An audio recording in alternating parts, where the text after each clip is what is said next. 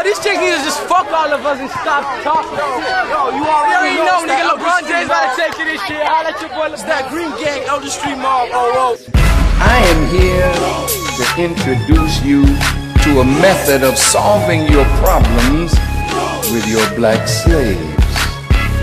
In my bag, I have a foolproof method for controlling your black slaves. I guarantee every one of you that if installed correctly, it will control the slaves for at least 300 years.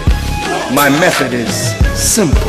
I have outlined a number of differences among the slaves, and then I take these differences and make them bigger. I use fear, distrust, and envy for control purposes. He said these methods have worked on my modest plantation in the West Indies, and it will work throughout the South. Take this simple little list of differences and think about them. On the top of my list is age, but it's there only because it starts with an A. The second is color or shade. Then there is intelligence, size, sex, sizes of plantations, status on plantations, attitude of owners, whether the slaves live in the valley, on a hill, east, west, north, south, have fine hair, coarse hair, one is tall or short. Now that you have a list of differences, I shall give you an outline of action.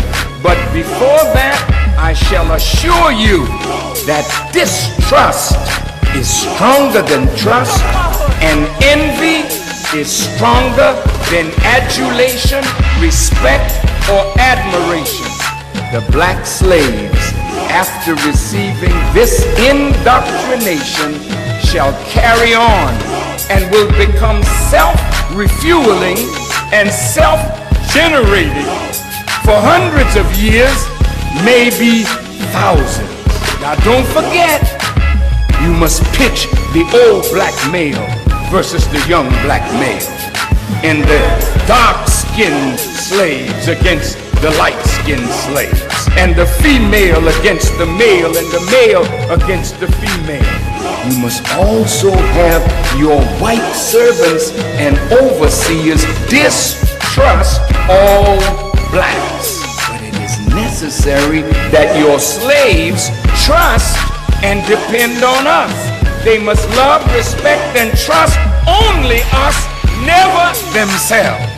If this is used intensely for 1 year, the slaves themselves will remain perpetually distrustful. Now this was written in 1712. It's now almost 300 years later, and this is still working. We're framed by birth, framed by parents, by family, by peers, by society, by originality of our soul, by stamp of circumstance, by schools, by authority figures, by role models, by need to individuate, by the desire for intimacy, by male need to hunt,